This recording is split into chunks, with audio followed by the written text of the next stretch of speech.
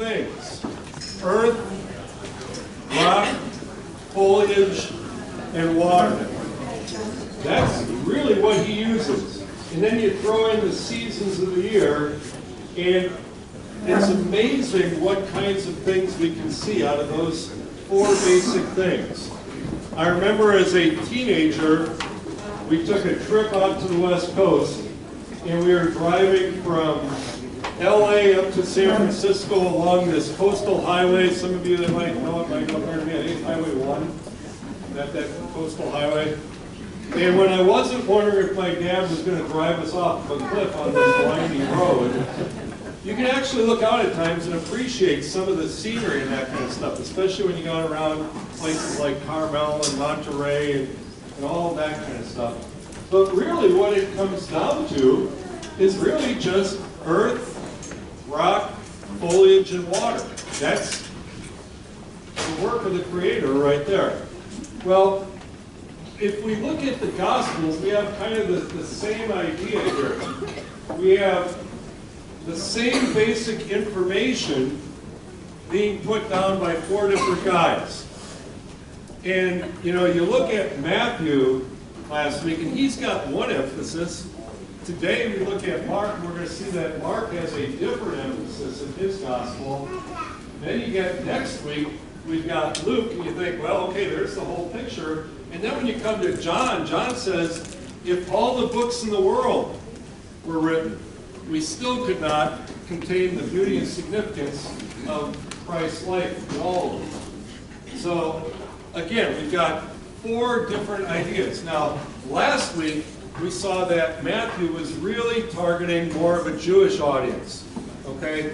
And he had numerous references to the Old Testament in his gospel, okay? Well, Mark is completely different, okay? A person who's not versed in the Old Testament can't really appreciate Matthew, but they might be able to appreciate Mark, okay? Mark was written more to the Roman mind. He doesn't have any kind of credentials in mind, you know, trying to link Jesus to the Old Testament like Matthew did. Okay, so we've got the same basic materials, but we've got different perspective on it. Okay, I put up here. I think if we went out in the parking lot, all of a sudden there was an accident out on the road in front of us, and four different people saw it, and the officers came up and asked us what we saw, they'd probably get four different views of what it was. And that's really what we have with the Gospels. We don't have conflicting reports like some people want to say. What we have is we've got 35 millimeter snapshots that different people have taken, and some emphasize one thing and others emphasize another. And that's all the more reason to kind of have an idea of who wrote each book and what were they really trying to get across with that particular writing. Okay? So if you have your paper with you, and there's some on the one back table, not the one with the auction stuff, but the other one. Mark is really a gospel of action, where Matthew is looking at a lot of prophecies and a lot of the actual words of Jesus. Mark is really looking at action. And one author titled Mark the Go Gospel, because events are just happening very, very quickly. We'll show that to you a little bit later, how the events just go one after another after another. Mark's favorite word is immediately. Now, in some cases, you'll see that translated as at once. And I was thinking about that this morning, because while they were reading the gospel, I said, oh my gosh, immediately is in there a couple of times. That's Matthew. But that's also Mark. Mark is big on immediately or perhaps at once. As a matter of fact, you look at chapter 1, you see it 10 times in there. Mark was written in Rome to the Romans. Okay? The Romans were a people of action. And Mark wanted to portray Jesus as a man of action, and he emphasized his miracles more than his discourses or his sermons. You see a lot of that, pardon me, in Matthew, but Mark doesn't do that too much, okay? Only 18 out of Christ's 70 parables are found in Mark, and some of them are pretty short, only about one sentence, okay?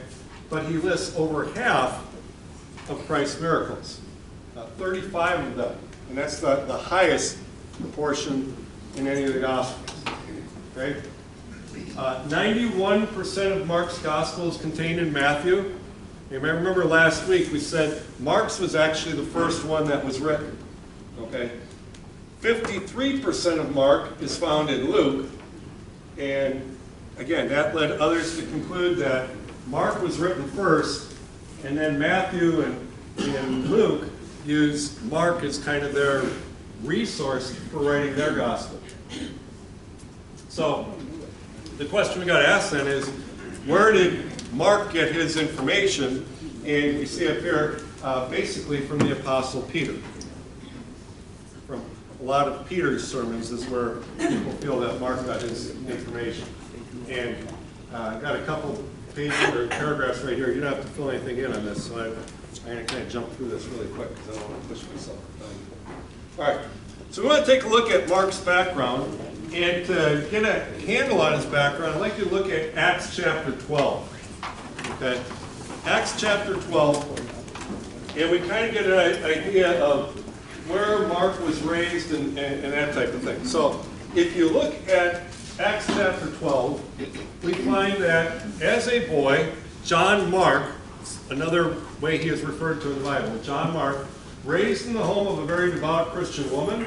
His father's not mentioned, so maybe his mom was a widow, or maybe the dad left, we just don't know. But whatever reason, her home is called the home of Mary. And Acts chapter 12, at the beginning, is this intriguing story of Peter being released from prison. Okay? And if you look at verse 11, then Peter came to himself and said, "Now I know without a doubt that the Lord has sent his angel and rescued me from Herod's clutches and from everything the Jewish people were hoping would happen." When this had dawned on him, he went to the house of Mary, the mother of John, also called Mark. That's our guy right there, where many people had gathered and were praying. So verse 12 is our guy Mark. Okay? A lot of people, one commentator referred to Mary's home as the rallying point of the early Christian church. Okay?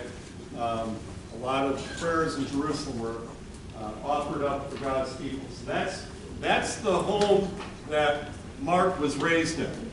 Now, if you drop down a little bit further, down to verse 24 in Acts 12, we see, "But the word of God continued to spread and flourish. When Barnabas and Saul," who is mentioned to be Paul, "had finished their mission, they returned from Jerusalem, taking with them," who? John, also called Mark. Okay, so he's going to be going around with Paul and Barnabas. They went to Antioch, they ministered there, and then that section of the pastoral, part of the pastoral staff is going to get moved elsewhere. Those guys were Paul and Barnabas, and they took with them John Mark. But it got a little tough. Around verse 13 of chapter 13 in Acts, Mark made a decision that he would probably regret later on. Verse 13, "From Paphos, Paul and his companions sailed to Perga and Pamphylia, where John left them to return to Jerusalem." John is also Mark. So Mark takes off.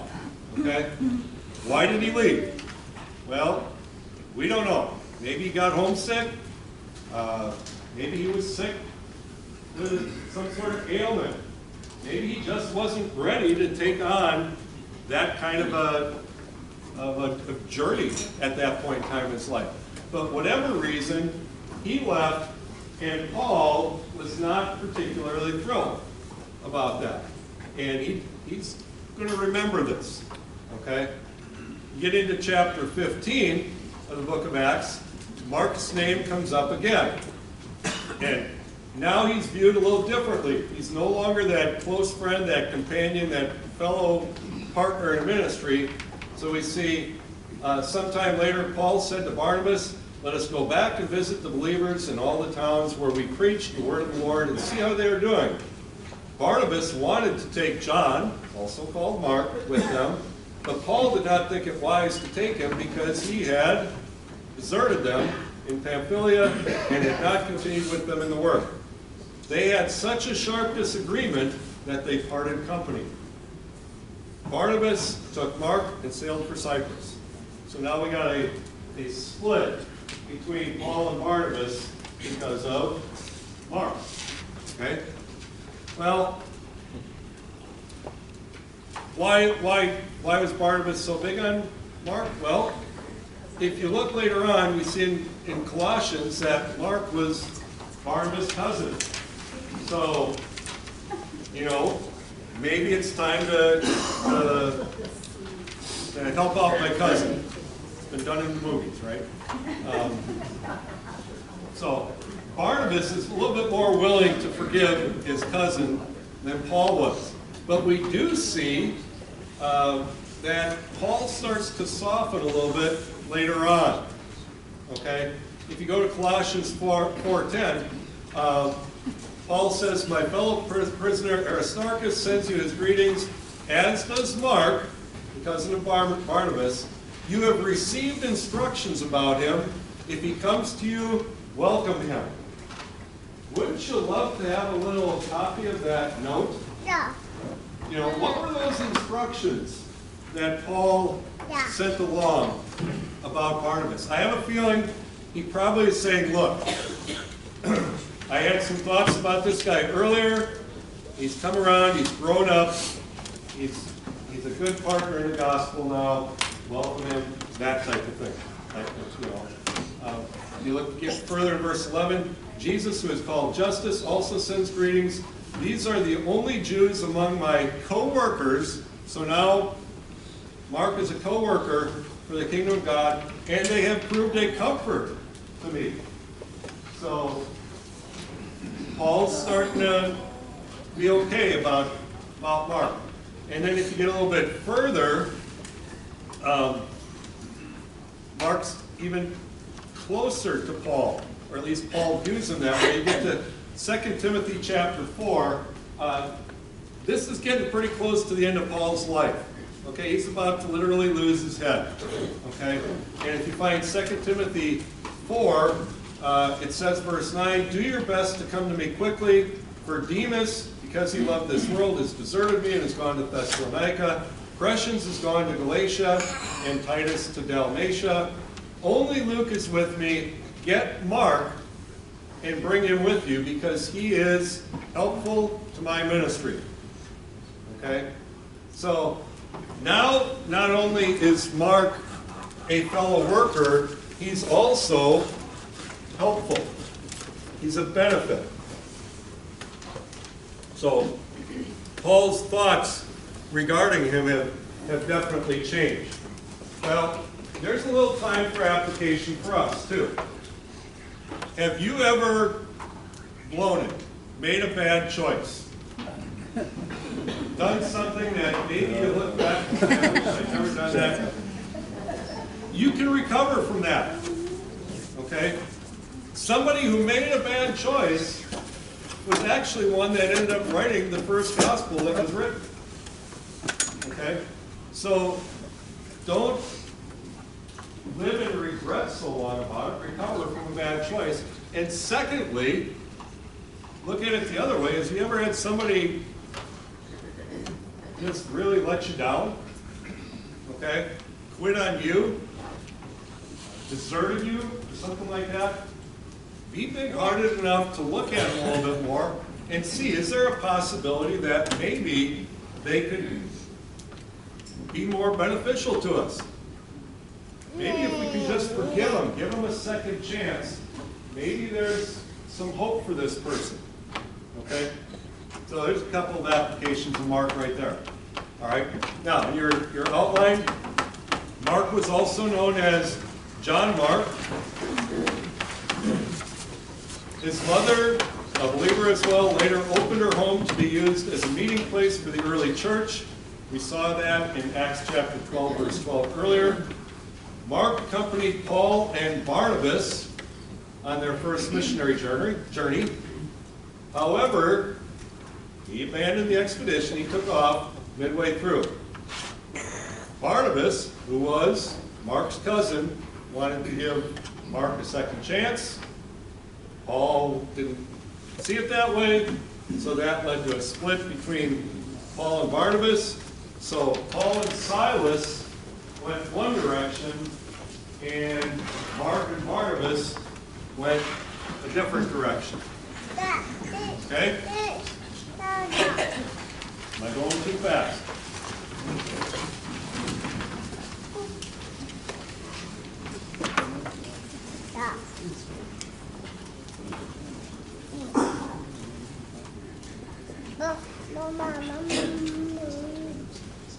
Okay?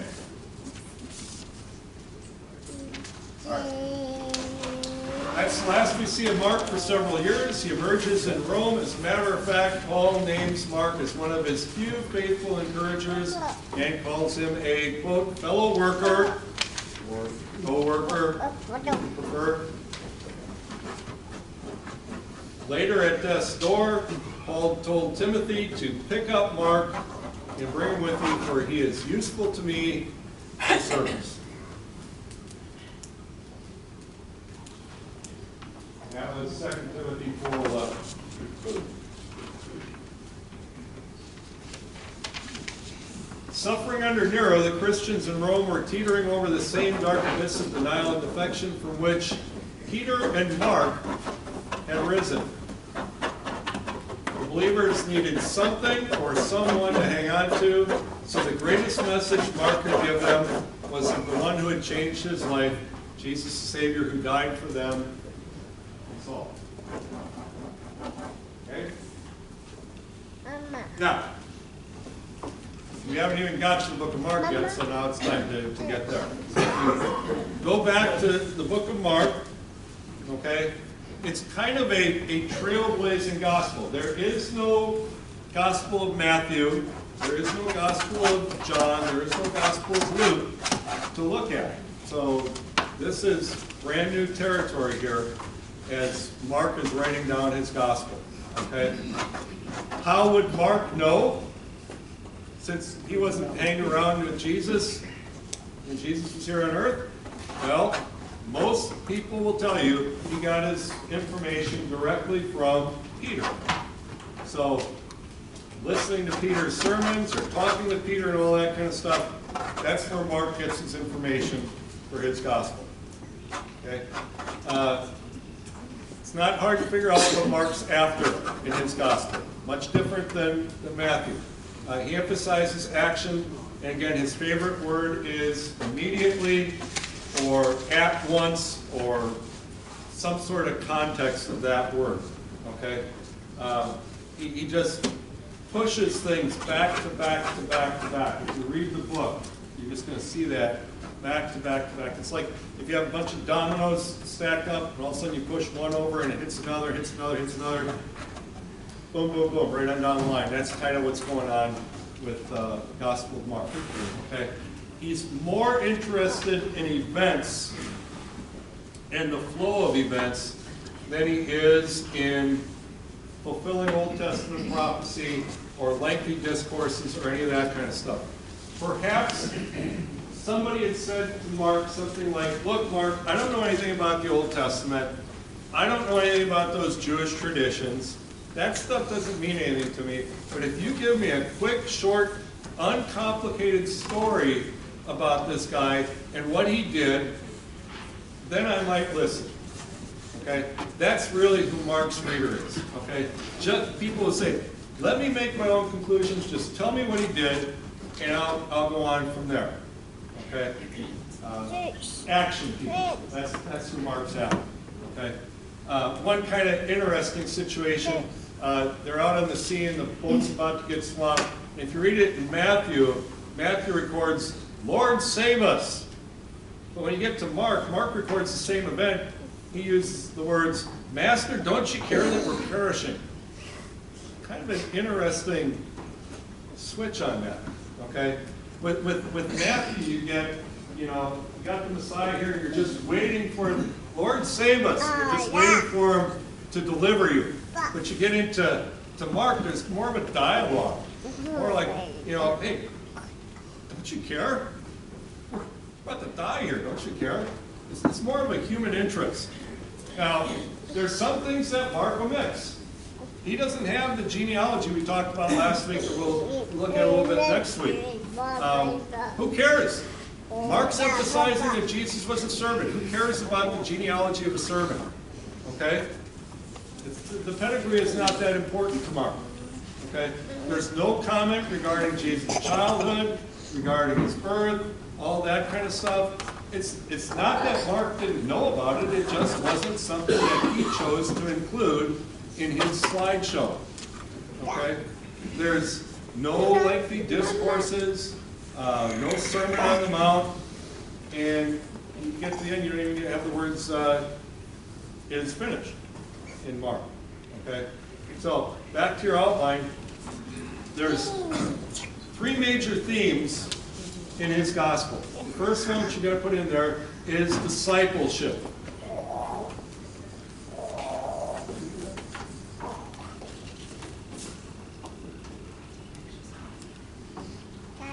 So the first theme is discipleship. When Jesus issued the simple challenge, follow me, Peter and Andrew left their nets. That's chapter 1, verse 16 to 18. If you look at James and John, they left their father. And eventually, Matthew left his tax booth. Okay? And that was kind of the don't look back faith that Jesus was asking for. In Mark, we learn that true disciples share Jesus' all-consuming purpose to do the will of God. That's chapter 3, verse 35. And they measure greatness by self-sacrifice and humility, not by power, not by prestige. Self-sacrifice and humility.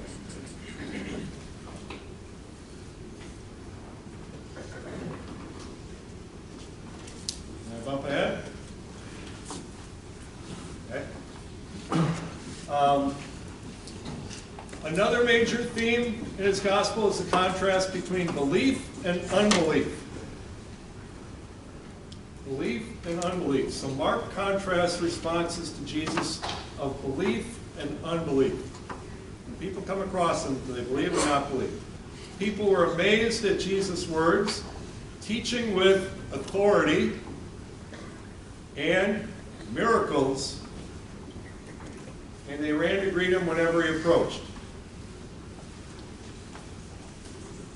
However, while people clamored for Jesus, the religious leaders fumed over him. He's messing with their system. Okay? He dined with sinners. He didn't require his disciples to fast. You know, all these traditional things that had come into play. They broke customs. They ignored traditions. They unmasked the hypocrisy, particularly of the Pharisees. Upset their money-making schemes. When you start messing with somebody's money-making scheme, they're going to get a little tense about it. Okay? Confounded their attempts to discredit him and said that they deserve greater condemnation for their sins. Jealous leaders demonstrated their hostile unbelief, determining to kill him and snuff out the light that was exposing their wickedness. And that leads to the third theme. And the third theme is, if I can go on, crucifixion and resurrection. So, for 10 chapters, Mark steadily builds this tension that's developing between Jesus and the Jewish leaders. And then when you get to chapters 11 through 16, then it all comes to a head. Okay? And where Mark was going boom, boom, boom, boom, right on down the line in chapters 1 through 10, when you get to chapters 11 through 16, it kind of slows the pace a little bit. Okay? The outline of Mark's gospel is best summarized in 10, verse 45. And that's right down here. Jesus is speaking, "For even the Son of Man did not come to be served, but to serve." Mark emphasizes Jesus as the servant and to give his life as a ransom for many. The first half of Mark highlights Jesus' service to others. The last half of the book focuses on his sacrifice for others. All this is what I was talking about before. In the first half of the book, Jesus ministers to the multitude. In the latter half of the book, he narrows his ministry to the faithful few, and primarily the disciples. And then in the very center of the book is Jesus' question to his disciples. And we saw this last week as well. Chapter 8, verse 27. Jesus and his disciples went on to the villages around Caesarea Philippi. On the way, he asked them, "Who do people say I am?" That's the key question. Who do people say I am? Okay? If we look at the book, there's really no lengthy introduction to it. The first verse starts out, the beginning of the good news about Jesus the Messiah, the Son of God. And boom, we're just off and going. Paul O'Neill was a writer for Life magazine. He came up with what's called O'Neill's Law. And he says, always grab the reader by the throat in the first paragraph, sink your thumbs into his windpipe in the second, and hold him against the wall until the tagline. Just in there and don't let him breathe. And Mark must have known something about that, even though he came thousands of years before. Okay? And if you read the book, you're just kind of pinned against the wall, and there's almost times you just want to say, "Hey, wait, just slow down a second here, Mark. Let me try and get a handle on this." But Mark doesn't give you that. He immediately goes on to the next scene. Immediately. Okay? And if you don't see that, if you don't understand it, you might tend to criticize Mark for what he's all about. Okay? He doesn't worry about all the discourse. He doesn't worry about all the sermons. That's Matthew's job. That's Luke's job. Let them take care of that. He wants to get events. Action. That's what he's after. So the first 13 verses, he kind of sticks his thumbs in our windpipe. He talks about John the Baptist. Gets right into baptism. Before you know it, there's a comment about temptation, beasts in the wilderness, and already, by get to about verse 12, Jesus is starting to call his disciples, and you're hardly halfway through the first chapter, and that's going on. Okay? So, on your outline, the servant introduced and prepared is Mark 1 to 13. He establishes his identity right from the beginning. Messiah. It says it right on front, right away. No question about it. Okay? If you look at verse 12, John has come, done his calling, declaring Jesus comes out of the wilderness. In verse 12, here's our favorite word, immediately or at once. Verse 12, at once the Spirit sent him out into the wilderness, and he was in the wilderness 40 days being tempted by Satan. He was with the wild animals, and angels attended to him. Okay? Now, might be a good time to say that no ministry begins without some time in the wilderness, without some time with beasts. Some of you may be trying to get some sort of ministry off the ground, and you have proper desires for this, and it just seems like nothing's going with it, and you're like lost in the wilderness and that kind of stuff. And you might think, gee, I must be outside of God's will or something like that. Well, no, not necessarily. You might be right in the middle of it. Okay? If it can happen to the Son of God, it can certainly happen to you too. So don't feel necessarily that you might be out of God's will if you're having your time in the wilderness. Okay? If we look at the flow of events, in the first 8 chapters we have activity and work on the servant. And then after that, humanly speaking, everything kind of goes downhill. But we have the servant at work in chapters 1 to most of the way through 8. Start to get to 8:31. The servant's rejected all the way up to the crucifixion. And then finally at his resurrection He's exalted. Okay? So, back to your outline here. Jesus' acts of service reveal him as the source of divine power and love. He substantiates his divine authority by driving out demons, by healing, confounding the authorities of his day with his wisdom. He calms a physical storm, but stirs up another storm with his parables. He raises a girl from the dead, revives hope, reveals God's power by walking on the water, and holds fast to the truth by standing against the Pharisees. By the end of chapter 8, however, the nation still hasn't accepted him as God's son, even though, ironically, the demons have recognized him right away. Okay? Sadly, only a few of them recognize him as Peter did, the Christ. Okay? All right. So the first section, he's offering service to others. The last section, he's a sacrifice for others. In the first section, his ministry is to the multitudes. In the last section, he's ministering to a few. Okay? In the first section, there's action, there's reaction, there's confrontation. In the last section, there's a lot of revelation that Jesus gives his guys about him and that crucifixion. Okay? I want you to kind of see some of the balance between work and activity. So we're going to go quick. It can be like Mark here, so we're going to go quick. Chapter 1, verse 32, that evening after sunset, the people brought to Jesus all the sick and demon-possessed. Come on, it's after sunset. He wants to kick back by the fire and relax. Okay? And they're bringing him all these people who are ill and demonized and whatnot, and the whole city's kind of gathering at his door. Verse 33, the whole town gathered at the door, and Jesus healed many who had various diseases. He also drove out many demons, but he would not let the demons speak because they knew who he was. Very early in the morning, okay, so he's active there, very early in the morning while it was still dark, Jesus got up, left the house, and went off to a solitary place where he prayed. His time away. Unfortunately for him, not much time, because he's not even alone there. Simon Peter finds him, and his companions were hunting for him. Look how Mark puts it. Simon and his companions went to look for him, and when they found him, they exclaimed, "Everyone's looking for you. Come on, you got to get back at it. Let's go. Rest time's over. Break's over. Let's go." We get he gets right back at it. Chapter 3, verse 13.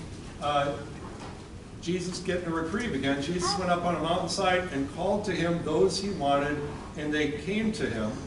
He appointed 12 that they might be with him, and that he might send them out to preach. All right. Interesting, or don't miss the order there. He called them that they might be what? With him, and then go out. Don't miss that order. Okay? Zeal and energy and all that kind of stuff is great for ministry, but don't neglect time with the Savior. Don't miss the order. Okay? You need to be with him and then get out there. Okay?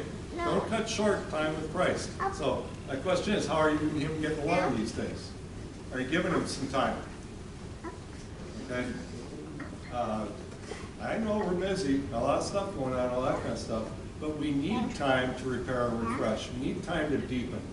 And Mark is wise enough, even though he's action, he's wise enough to give us some of that balance that we need. Okay?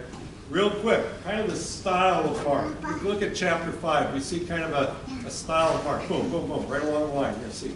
Okay? So, first there's a demonized man. He's got a terrible illness. He's cutting himself, all kinds of things. And there's this encounter with Jesus, and Jesus casts out these demons. That's the first part of Mark 5. Then we get to chapter 21, when Jesus had again crossed over the boat to the other side of the lake, and a large crowd gathered around him while he was by the lake. Why? They didn't have microphones in those days. Okay? Being along the lake was a good time to, or a good place to have your voice carried and that kind of stuff. So that was a good place to do that. So he's by the seashore, he's speaking to them, and in verse 22, then one of the synagogue leaders named Jairus came, and when he saw Jesus, he fell at his feet.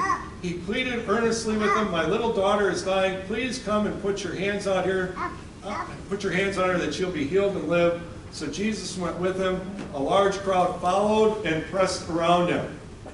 So he can't even get away from the crowd now. Okay? He's in the middle of going to help this guy, and he's done help the demonized guy, and he's been preaching, and now all of a sudden he's on his way, and there's this woman who's got this hemorrhage of blood. She says, I need to touch him so that I can be healed. Okay? And she touches his cloak, verse 28, and thought, if I just touch him, I'll get well. But what do we see? Verse 29, immediately her bleeding stopped. And she felt in her body that she was freed from her suffering. Verse 30, at once, Jesus realized the power had gone out from him. He turned around the crowd and asked, who touched my clothes? Okay? Imagine the disciples' reaction. Who touched your clothes? There's 150 people around here. Could be anybody. You're asking who done it? Come on. Okay? And Jesus says, no, there's someone special. In verse 31, you see the people crowding around against you, his disciples answered, and you ask who touched me? But Jesus kept looking around to see who had done it. Then the woman, knowing what had happened to her, came and fell at his feet, and trembling with fear, told him the whole truth. Okay? Notice that he took time with that one person. Don't get so enamored with the crowd, the multitude, that you miss the one. Okay? He was able to see that one person and address her needs. He said, she's got some needs, I'm going to talk with her. He said to her, daughter, your faith has healed you, go in peace and be freed from your suffering. Okay? Wouldn't you know it? While that was going on, verse 35, while Jesus was still speaking, some of the people came from the house of Jairus, the synagogue leader. Your daughter is dead, they said, why bother to teach her anymore? Overhearing what they said, Jesus told them, don't be afraid, just believe. He did not let anyone follow him except Peter, James, and John, the brother of James. Now remember, where's Mark getting his information from? Peter. Peter was there.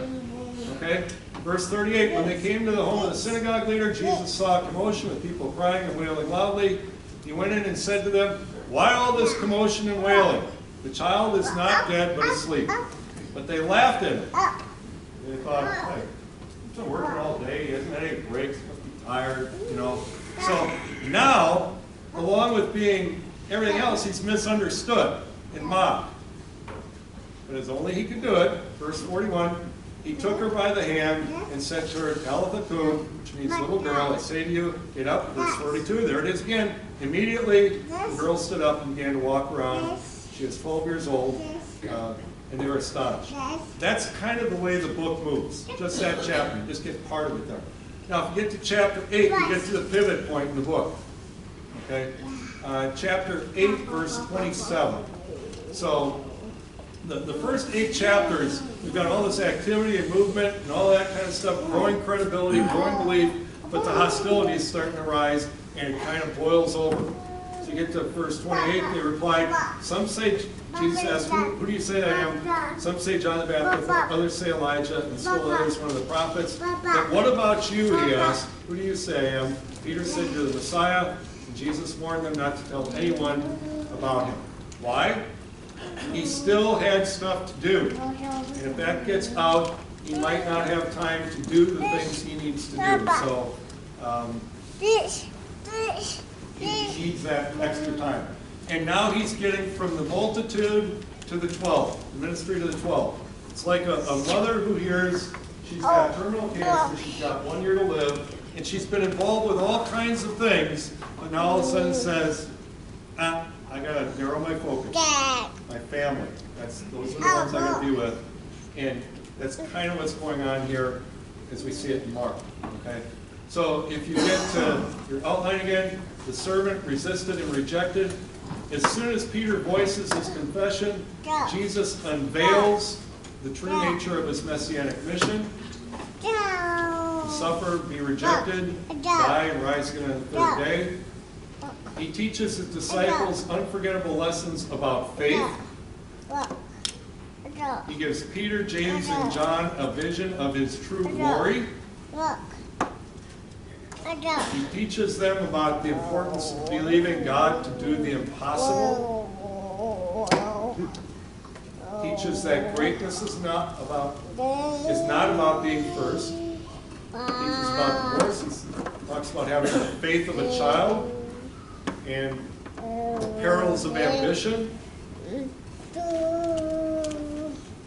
And then he presents himself to his people when he enters Jerusalem on a donkey.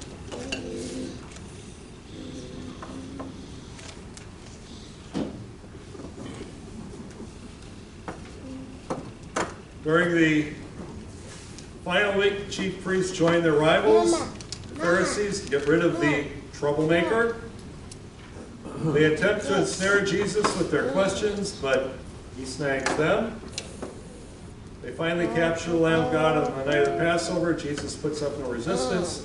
This was the reason he had come. Okay? Now, I want you to see real quick the story you're very familiar with. Okay? Chapter 14. Jesus is going to go through all these mock trials and whatnot, but we've got this fire in the courtyard. While Peter was below in the courtyard, one of the servant girls of the high priest came by. When she saw Peter warming himself, she looked closely at him, and here it is. Peter is what? Denied, right? Where is Mark getting his information from? Peter. Peter could have whitewashed this. But he said, no, Mark, I want you to have this in there. This is important. Okay? He goes through, he says, denies him, I don't know this man. Immediately, notice again, the rooster crowed and so on. Okay? Again, recovery from a mistake. Peter was able to recover from a mistake. Somebody once said a bird with a broken pinion never flies so high again. The Bible is full of people who were broken and recovered. Okay? Your past failures do not equal future failures. So don't think because you blew it one time, you're going to blow it all the time. Okay? Peter said, write it down, Mark. Why don't you get down there? We're running out of time, so I'm going to just do this real quick. The servant triumphant and exalted is 16, 1 through 20.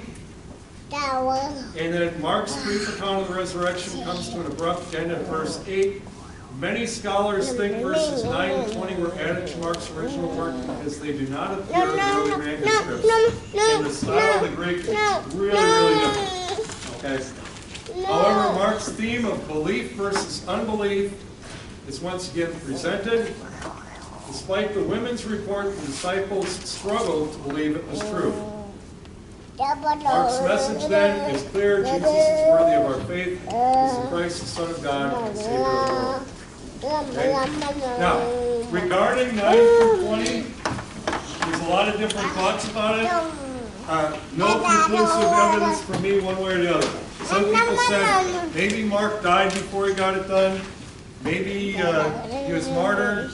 Maybe there was an old manuscript and it got lost or something like that. There's really, you can find a lot of different thoughts and ideas on that.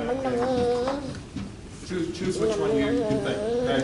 And go through that. Here we go. Last three things. Three things, insights, ideas we gained from Mark. Number one, if Jesus is our model, then servanthood is our method. If Jesus is our model, then servanthood is our method. Number two, if servanthood is our method, then people are our ministry. We are not ministers to things. We're ministers to people. And lastly, if people are our ministry, then involvement is the means. Okay? And welcome to the gospel. Okay. All right. Next week we're doing Luke. We'll try and convince Dr. Hinkst over the week to come up here and do that because he's a doctor and Luke is a doctor, but Blessings on your week. Don't forget to check out the auction table.